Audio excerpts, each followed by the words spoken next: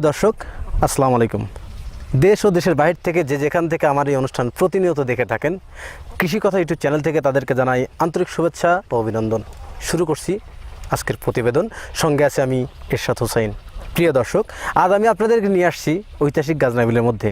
এখানে এক কাকা, উনি হাঁস পালন করে আসছেন। হাঁস পালন করে কতটুকু স্বাবলম্বী হয়েছেন, লস বা লাভের এই বিস্তারিত কথাগুলো শুনবো সেই কাকার কাছ থেকে।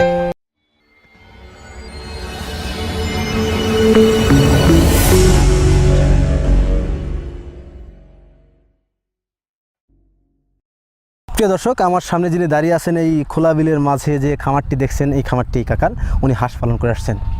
হাঁস পালন তিনি কী করছেন, কতটুকু স্বাবলম্বী হয়েছেন, এই খোলামেলা আলাপগুলোই করবো ওনার কাছ থেকে। তো প্রিয় দর্শক, চলুন শুরু করি। আসসালামু আলাইকুম। ওয়ালাইকুম আসসালাম। ভালো আছেন কাকা? হ্যাঁ, আল্লাহ রাখছি ভালো। আপনার নাম কি কাকা? আমার নাম মোহাম্মদ দুলাল হোসেন। দুলাল হোসেন, জি। তো আপনার এই হাঁস পালন করার বয়স মানে অভিজ্ঞতা কতদিনকার? ইয়ার বহুদিন কেরই অভিজ্ঞতা, কিন্তু মাঝে বাদ দিছিলেন। মাঝে বাদ দিছিলেন। হ্যাঁ। তাও কত বছরের অভিজ্ঞতা আপনি হাঁস পালন করার? তা তো 5-6 বছর হয়েছে। 5-6 বছর হয়েছে আর কি। কাকা, আপনার এইখানে কতগুলো হাঁস আছে? 850। 850। এই হাঁসগুলো ছোট কিনছিলেন না বড় কিনছিলেন? ছোটটা। কয়দিনকার বাচ্চা কিনছিলেন? আমি একদিনকার বাচ্চা কিনছি। কোথা থেকে এই বাচ্চাগুলো সংগ্রহ করছিলেন? এগুলো তার আসতে আনছিলেন। এই বাচ্চাগুলো কত টাকা পিস নিছিল? 34 টাকা পিস। 34 টাকা পিস নিছিল। আপনি কি জাতের হাঁসের বাচ্চা আনছিলেন? এটা হলো খাকি ক্যাম্পেল আর কি। ওখান থেকে যখন বাচ্চাটা সংগ্রহ করছিলেন, আনছিলেন তারাস থেকে, তখন আর কি ওই বাচ্চাগুলো প্রি গ্রেডের বাচ্চা আনছিলেন, এ গ্রেডের বাচ্চা সংগ্রহ করছিলেন। তারা কি সঠিক বাচ্চা দিয়েছিলেন? জি।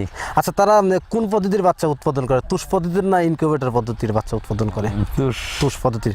আপনি ইনকিউবেটর পদ্ধতির বাচ্চা কেন সংগ্রহ করেন না? ওরে বাচ্চাটা মারা যায়, বাচ্চাটা বেশি মারা যায় আর কি। প্রিয় দর্শক, কাকা বললেন যে উনি যে বাচ্চাগুলো সংগ্রহ করছিলেন তুষ পদ্ধতির বাচ্চা, এবং ইনকিউবেটর পদ্ধতির বাচ্চার সমস্যা থাকে, এই বাচ্চাগুলো মারা যায় বেশি। এই জন্য খামারিরা আর কি ইনকিউবেটর বাচ্চাদের মানে হতে পারে না, মানে বেশি আশ্বাস পায় না। এই জন্য আর কি ইনকিউবেটর পদ্ধতির বাচ্চার থেকে তুষ পদ্ধতির বাচ্চা সংগ্রহ করেন। আচ্ছা, তুষ পদ্ধতির বাচ্চা সংগ্রহ করে নিয়ে আসার পরে আপনি 1 দিন থেকে 1 মাস পর্যন্ত প্রথম যে নিয়ে আসলেন, তখন আপনি কি খাওয়াইছিলেন? প্রথম 3 দিন চিড়ে খাওয়ানো লাগে। চিড়ে কিভাবে খাওয়াইছিলেন? চিড়ে ভিজিয়া চিপিয়ে সারা ডেলিভারি খায় আর কি। 3 দিন যে চিড়ে দেওয়ার পর তারপর আপনি কি দিলেন? তারপর ফিট। কোন সাইজের ফিট দিয়েছেন আপনি? ছোট ফিট, ছোট 0 সাইজের ফিটটা দিয়েছেন। আচ্ছা, 0 সাইজের ফিটটা যখন কতদিন পর্যন্ত দিয়েছেন আপনি, কয়দিন? তাতে তো প্রায় 1 মাস 28 দিন। 0 সাইজের তো 1 মাস চালান। আমি তো দেখছি না কত মানুষ 0 সাইজের 7 দিন, তারপরে একটু বড় এরকম করতে 1 মাস করে। একটাই আর কি। তারপর আপনি কি দেন? তারপর ধান গম এইগুলো দেন আর কি।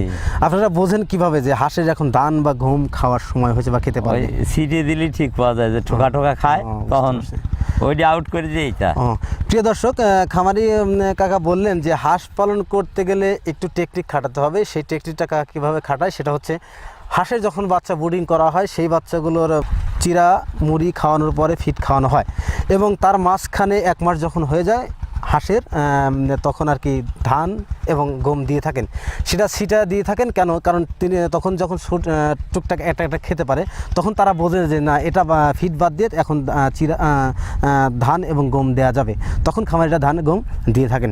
আচ্ছা, হাঁস পালন করার অভিজ্ঞতা 5-6 বছর আপনি 800 হাঁস থেকে এখন কি পরিমাণ ডিম আসতেছে?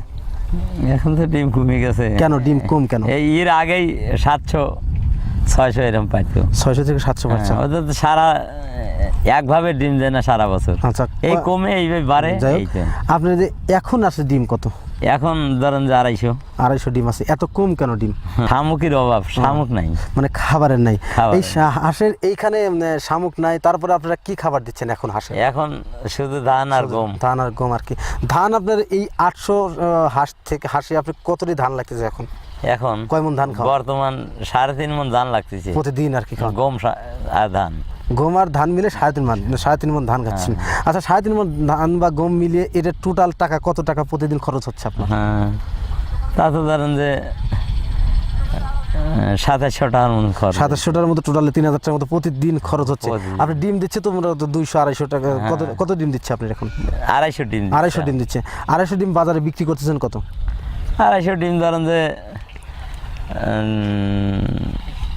7 দুগুণে 1400 আর হলো 350।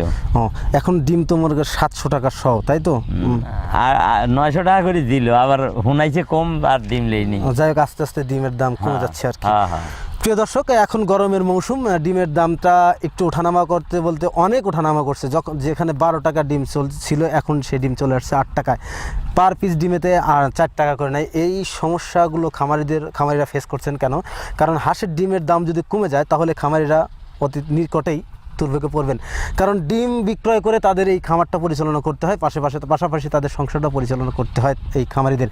এই হাঁসের খামারের উপর তাদের জীবিকা নির্ভর করে থাকেন, তার এবং তার পরিজনদের। এখান থেকে যদি উৎপাদন ঠিকমতো না হয় তাহলে খামারিরা বিপাকে পড়বেন। এই জন্যই খামারিরা সমস্যা পড়েছেন। তারপরে গরমের সিজনে একটু ডিমের চাহিদাও কম থাকেন, কারণ গরমের সিজনে মানুষ ডিম খায় না। কেন খায় না? কারণ হাঁসের ডিমে তো প্রচুর প্রোটিন এবং গরম থাকে, তাই মানুষ ডিমটা পছন্দ করে না। কিন্তু শীতের দিনে হাঁসের ডিমে প্রচুর চাহিদা থাকে এবং প্রচুর চলে, যার ধরুন দামের পরিমাণটা বেশি পাওয়া যায়। আচ্ছা, হাঁস পালন করার অভিজ্ঞতা মূলত আপনার 5-6 বছর, তার এ থেকে আপনি কি মনে করেন যে হাঁস পালন করে 100% লাভবান হওয়া যায়? এই কোনো সময় থাকে ভালোই, আবার কষ্ট কথা এখন তো আর বিপদ। এখন তো আপনাদের লস। তাই আপনি তো প্রতিদিন আপনার এই 2000 টাকার মতো ডিম বিক্রি করলে তারপরে 3000 টাকার মতো প্রতিদিন খরচ যাচ্ছে 800 হাঁসে। তাও তো প্রতিদিন আপনার 1000 টাকা লস হচ্ছে। আপনি কি মনে করেন এই খামার তারপর ধরে রাখবেন? হ্যাঁ, ইনশাল্লাহ এই 2 মাস কষ্ট করাই। 2 মাস পরে আপনি কি হবে? এই এদের ওই যে ধান কাটা মাঠে ধান কাটা হলে ছাড়িয়ে দেবো, তখন শামুক ধান পাবি, খাবি, তখন এখন একটু মানে খাবির দেওয়া লাগবে না। তাই আপনাকে অতিরিক্ত খাবারটা লাগবে না। প্রিয় দর্শক, খামারি কাকা বললেন যে হাঁস পালন করতে গেলে বিভিন্ন টেকনিক গ্রহণ করতে হয় বা বিভিন্ন পদক্ষেপ গ্রহণ করতে হয়। সেই পদক্ষেপগুলোই গ্রহণ করেন খামারিরা। কেন? হাঁসের এখন যে সিজনটা, এই 2 মাস আর কি হাঁসকে এরকম আবদ্ধ অবস্থায় রাখতে হবে। কারণ চারিপাশে ইরি ধান লাগানো হয়েছে এবং পেঁয়াজের মৌসুম, আমাদের এই গাজনাবিলে এখন পেঁয়াজ তুলতেছে, যার ধরুন হাঁসটা ছেড়ে দেওয়া যাচ্ছে না, এক জায়গায় আটকে রাখা হচ্ছে। আর এই হাঁসগুলো রাখার কারণটা হচ্ছে যাতে মানুষের ক্ষতি না করেন।